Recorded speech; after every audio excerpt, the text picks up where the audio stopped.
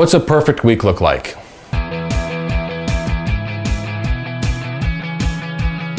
When I interview salespeople, whether they are an existing employee or a candidate for a sales position, one of my most resourceful questions is, what's a perfect week look like in your current role?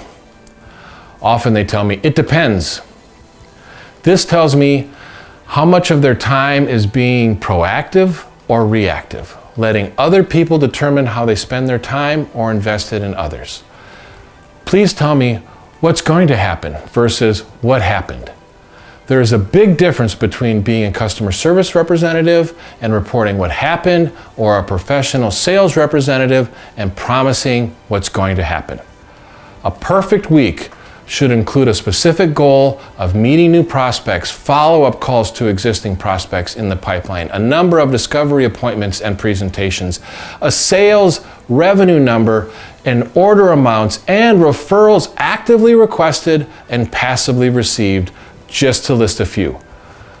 These are the benchmarks and measurable activities that have a direct determination on the results. Once the process has been defined and implemented, it can be managed and improved.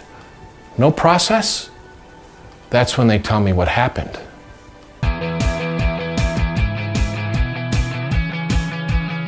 I'm Scott Plum with the Minnesota Sales Institute. Thanks for this time together. I look forward to our conversation.